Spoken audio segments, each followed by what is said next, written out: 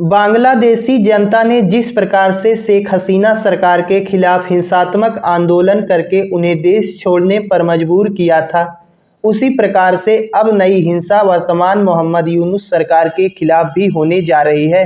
दरअसल बांग्लादेश में देखा जाए तो ज़्यादातर मुसलमान शांतप्रिय हैं। वे लोग हिंसा में विश्वास नहीं करते हैं, शांतप्रिय ढंग से केवल अपने काम से काम रखते हैं। लेकिन अब देखा जा रहा है कि बांग्लादेश की मोहम्मद यूनुस सरकार पाकिस्तान और तुर्की के दबाव में आकर बांग्लादेशी मुसलमानों को, बांग्लादेशी शांतप्रिय मुसलमानों को कट्टर मुसलमान बनाने के राह पर निकल पड़ी है। दरअसल मोहम्मद यूनुस सरकार ने हाल ही में देश के प्राथमिक स्कूलों में म्यूजिक और शारीरिक शिक्षा जैसे विषयों के लिए शिक्षकों की भर्ती की योजना को रद्द करने का फैसला किया है।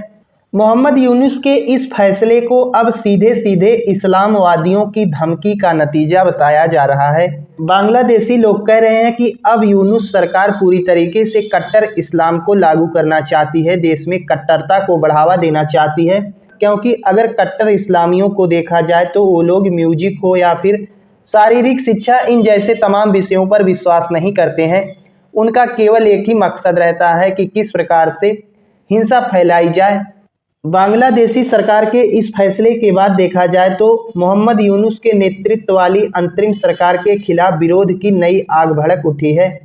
बांग्लादेशी लोग इसे तो एक प्रकार से कट्टरता को बढ़ावा देने की बात कह रहे हैं और दूसरी तरफ उनका मानना है कि इससे रोजगार के अवसर भी कम होंगे, क्योंकि प्राइमरी स्कूलों में म्यूजिक और शारीरिक शिक्षा जैसे विषयों के लिए अब शिक्षकों की भर्ती होगी ही नहीं।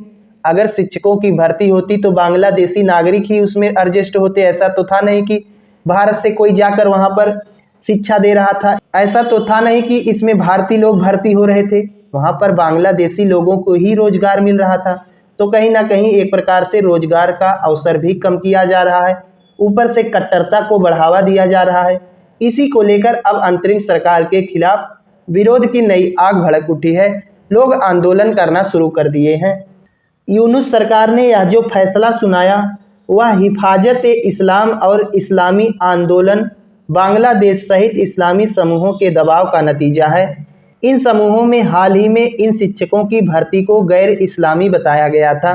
तो ऐसी स्थिति में अब देखा जा रहा है कि बांग्लादेशी लोगों ने यूनुस प्रशासन के इस कदम को सांस्कृतिक फासीवाद करार दिया है और हटाए गए पदों को दोबारा बहाल करने की मांग भी कर दी है।